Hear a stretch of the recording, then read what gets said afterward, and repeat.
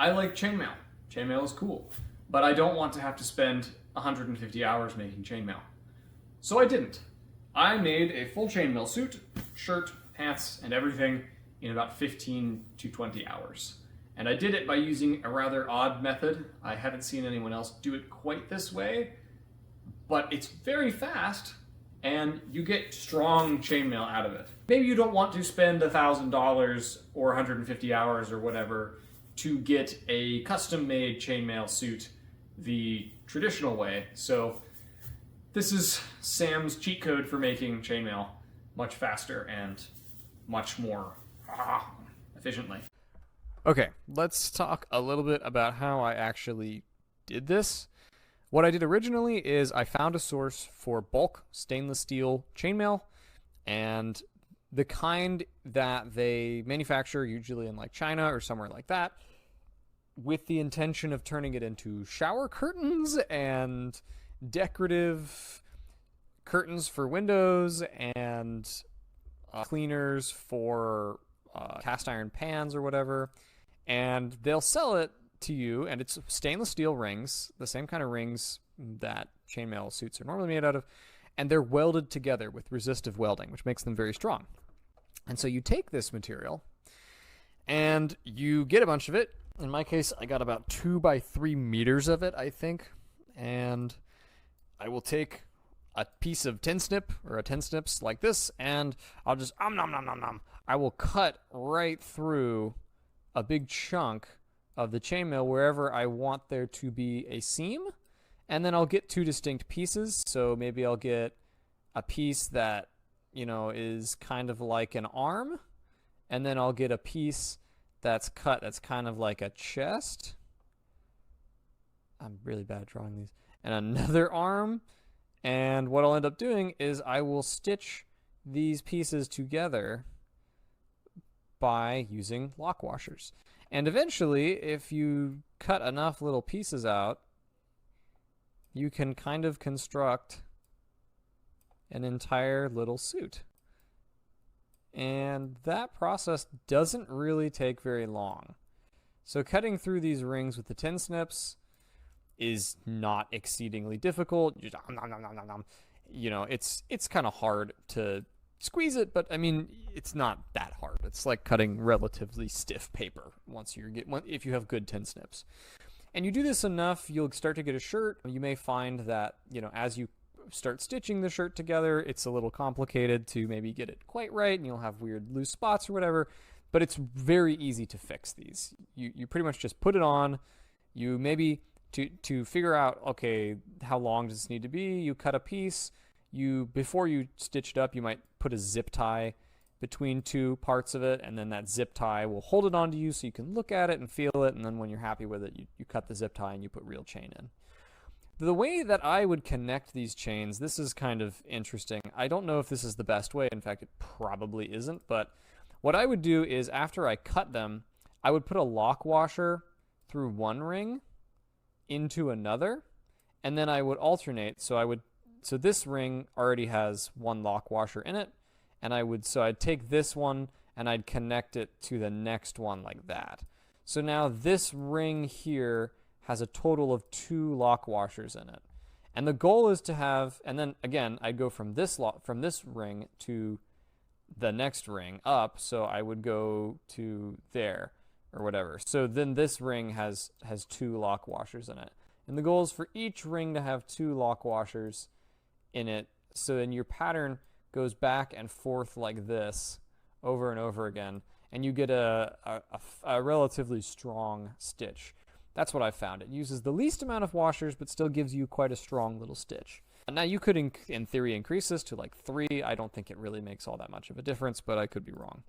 And after you've repeated that process for enough times, you will eventually get a full shirt or whatever, and you know, now you're ready to go. So, you know, find a good belt, stick your belt on there, and bada bing, bada boom, you have a chainmail suit. Same thing applies with pants. You just kind of, what I did actually for pants is a little different than the shirt. I laid down on the ground. So this is me. This is really funny. So this is me here. These are my legs. And if that's my arms up there.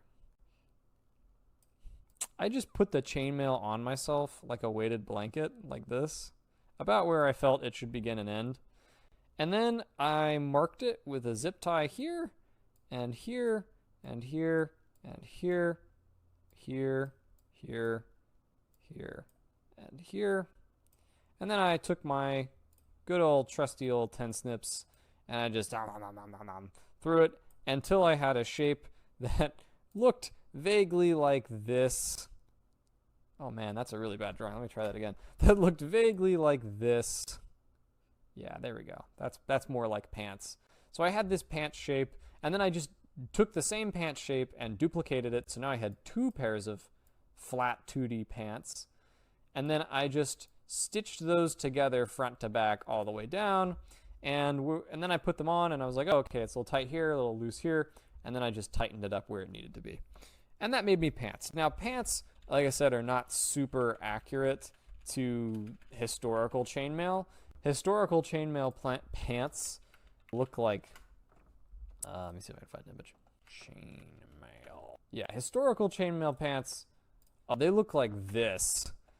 And I didn't really know that when I was doing it. But this kind of makes sense when you think about it, because, you know, you make chainmail pants like this, and then you make a shirt that goes down over this area, so you're protected. And I can see that. That makes a lot of sense. So, you know, it saves on weight or whatever. But what you can do if you want to duplicate this is the same thing. You just kind of sit over the chainmail and mark out where you want it to be cut. And then you take your snips and you through what you need to, and now you have a shape that you can stitch together. And so that's... I have my strips of pre-welded fabric, and I just stitch it together like I would clothing. So what I do is I take some of these split washers. These are zinc, but it doesn't really matter. I open the bag, and I take the split washer. I grab it with my little pliers. So there's the split right there. I grab it with one, and I take another, and I twist it open like that, and I add it to my file. And once I have a sufficient quantity of them, I can take my split washer, and I can go back to whatever joint I'm trying to seal up. So for example, I have a tube here that I'm trying to make into an arm, and I will go through one ring, go through this ring right here that has another ring already going through it once, and I'll grab it and I'll double it over to the side that I'm trying to close to a ring that has nothing in it, like that. So we're kind of making like almost a 3-in-1 pattern. It's strange. I'll take my same pliers I used to open the ring, and then I will close the ring. And I will repeat that process until I've stitched up this entire line. Now, this is time consuming, but it's a hell of a lot faster than trying to stitch every single ring together. And the other big advantage is that all of these rings are welded. So these are much stronger than the butted ring I have here. Now, if you wanted to get really fancy with it, you could swap these butted rings for riveted rings, but I'm too lazy for that. And so what this will allow me to do is, instead of this whole arm taking me 20 hours or 30 hours to complete, I'll be done with this arm in an hour. And so I'll have the whole suit done, and it will have taken me 8 hours of real work to finish it. So it's a lot faster than if I had done an entire suit, which might take, you know, hundreds or even thousands of hours depending on the style that I'm going for. So that's really nice. And now I'm just going to repeat that pattern I showed you earlier. So this ring is going here because there's one butted ring in here already, so I want there to be 2 in every point of connection. And I'll find one that hasn't gone in yet, and I'll go there. So we're just alternating. We're going back and forth again and again. And we're sealing it up. And that's another one done. And I'll keep going until the whole arm is done. And I've already done that on this arm, so I can kind of show you what that joint looks like when it's closed. So you can see that's the joint that's been fully closed all the way around, and then here's a linear joint going down the length of the arm. And so I put my arm in here just to show you, and you can see that joint right there. And if you ever missize it, it's not a problem. You can just take a little patch of chainmail and you can cut that patch with something like this and put that patch wherever you need it to give yourself a little more space. And the reverse is also true. If you find that it's too big and you want it to be a little tighter, you just identify where you have some slack and you can cut into that area with slack. You see, in this area, I wanted a little more space around the arm because my forearm was bigger than I expected. So I cut a patch out that was big enough to kind of fit, and I stitched that patch in, and that gives my forearm a little bit more space. The one thing I did when sizing this to make sure that it fit a little bit better is I made sure that I sized it while wearing a slight gambeson, a small gambeson.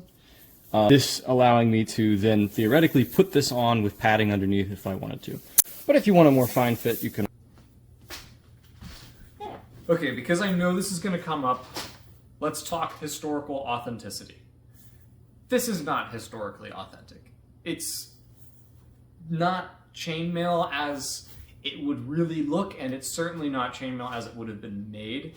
It's an amalgam of several things. But I don't think this is really that bad. I don't think it's such a historical sin. I know I'm probably going to get flamed for this, but I don't care. I wanted to wear chainmail, and I wanted chainmail that fits. But I also have a life, and I do other things, and I didn't want to have to commit a massive amount of time to the project of just having a piece that I can wear to the occasional Ren fair or whatever I might do with this.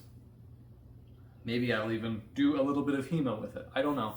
Probably not. But I want to be able to have something which gives me that feeling of being a knight, which gives me that indescribable emotion of knowing what it might have been like a little bit to have been one of those people in 1099 seizing Jerusalem, or one of those people, you know, serving Charlemagne. It's an unparalleled feeling to actually wear something like that armor, to see what it looks like, to see how the chainmail lines up in rows along your arms, and I don't want to have to spend an inordinate amount of resources and time into that. I wanted to be able to have that feeling without spending an absurd amount of time, and I don't think that's so bad.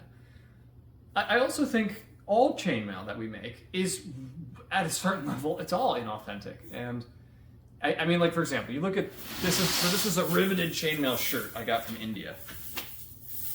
It certainly looks in many ways much more authentic. It actually has riveted pieces. But you got to remember that the rivets that are made here are made by a drill press. They're made by a machine. The rings themselves are pumped out from washers. You know, these are not rings that were forged in a smithy. They were not wound up by hand, and they were not hand, you know, peened together exactly. So this is not super historical. And, you know, there's a curve. You can put more and more effort into making it more and more historical, but the utility is marginal, so that you get less utility out of it the further you go along that curve. And I think that for a lot of people, the optimal point is lower on that curve than some of the historical purists would probably prefer it to be. And the pants I made are obviously ahistorical because they're not chaussers or chaussers, they're pants. But that's okay. I mean, I want to wear it. I prefer wearing pants. You may also point out that this looks a little strange because when you look at my armor, something that is maybe possibly ahistorical about it, aside from the fact that their rings are welded, is that there are patches on it. I have stitched the chainmail up in such a way that you can see these stitch lines of smaller chains, and you can see these patches. And some people might say, well, yeah, that doesn't look so good because you can it has this sort of almost like a ramshackle look to it. But I actually really like that because I like being able to look at this thing and see how it was made. And I also like it because it gives almost a mystery, like, oh, how was that made? Did someone stitch that together? Or actually, what I like about it more, what I really like about it, is that I think in history, there probably were lots of times where suits of armor had to be adjusted to people. Imagine if a hauberk for example, were passed down from one person to the next, down through history, from one generation to the next, to your son, let's say, if you're a feudal lord, I highly doubt that your son is going to have the exact same dimensions as you. Now, throwing away the entire suit of chainmail to build him a brand new one might be great if you're a count or a duke, but maybe if you're a smaller feudal lord or even just a warrior, that might be exceedingly wasteful. So why not just adjust the chainmail suit? I mean, it doesn't seem to be that hard. I did it myself several times to make adjustments. And on top of that, I also think it's possible that armor could be repaired. Armor might see combat, and again, if you're a wealthy person, if you're a king or a very high-ranking lord, you may get a whole new suit after your battle, but maybe you're not. Maybe you're a mercenary, maybe you're a housecarl, maybe you are lower down on the rank, and so rather than having a brand new gleaming set of chainmail after each battle, maybe you're going to go back to the smith and you're going to have rins stitched back up again. You're going to have these cuts sealed in. Maybe you gain or lose some weight, so you want the arms adjusted. Maybe you again, pass it on to a family member, and that family member then needs this suit adjusted. So, it's like when we see armor in movies or TV or whatever, and it's flawless. It is perfectly flat and shiny and has no dents or cracks in it, or it doesn't look like it's ever been through anything. I don't like that look. That look feels faker to me than some chainmail where you can see that, oh, there's been some adjustments done. Oh, there's been some stitching done into it. Oh, it's been modified to the user, to the person it's lived in. I like that look. I like how this appears, and I think that it not being perfect is actually something kind of cool. You may not agree with me, or you may really agree with me and want to put like all kinds of weird battle scars and stuff in your armor that aren't actually from battle. I don't care. Ultimately, I'm just providing you something I learned. I hope that you take away from this maybe an interesting method to make your own armor. Because I think the more people who get to experience history, the more people who get to actually play around with it, wear that chainmail, wear that helmet, the more we are going to remain in touch with our past, and the more we're going to produce new generations of historians who may learn new things. Most of the armor that we have today in museums is all the really nice stuff. I think it's okay for us to have armor that doesn't look museum quality if we're trying to live history a little bit. Anyways, that's my armor, that's my chainmail. I hope this is cool. If it's not, I don't care. Gang. Now, a very important question. How hard is it to do pull-ups with this?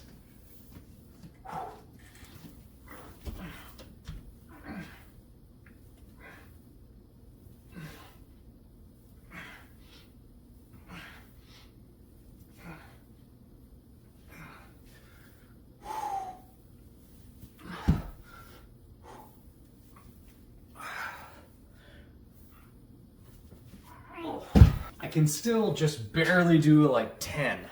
It's not easy, but still not all that hard. It's like wearing a backpack, but everywhere.